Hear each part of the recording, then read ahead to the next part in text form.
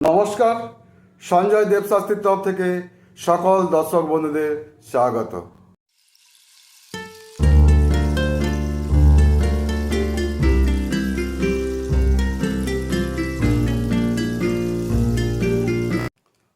আজকের ভিডিওতে আলোচনা করব মন্ত্র জপের পূর্বে ও পরের সঠিক নিয়ম। আপনারা যে মন্ত্র জপ করবেন তার পূর্বে এবং পরের সঠিক নিয়ম এই নিয়ে আলোচনা। জপের পূর্বে বা পরে কয়েকটা নিয়ম করতে হয়। এই নিয়ম যত সঠিকভাবে করা যাবে তত সঠিকভাবে ফল পাওয়া যাবে, তাই এই সম্বন্ধে জ্ঞান থাকা অবশ্যই উচিত।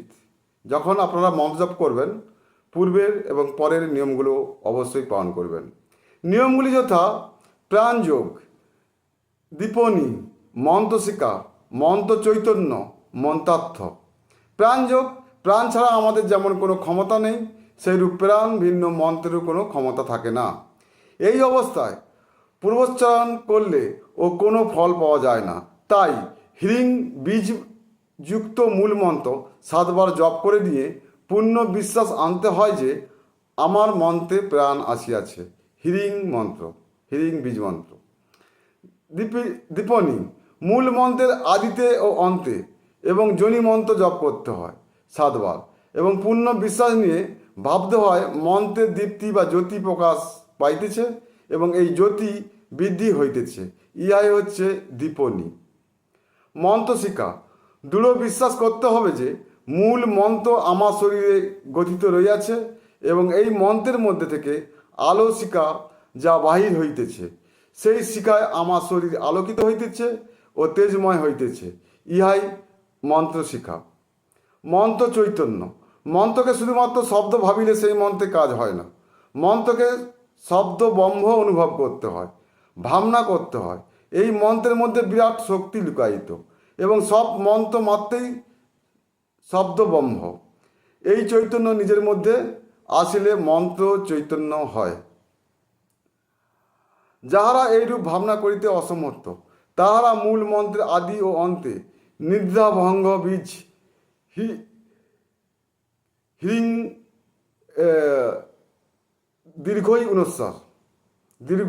উনেশ্বর সংযুক্ত করিয়া 7 বার জপ করিলে কুণ্ডলিনীর নিদ্রাভঙ্গ হইয়া চৈতন্য উপস্থিত হয়, তাহার নাম হল মন্ত্র চৈতন্য।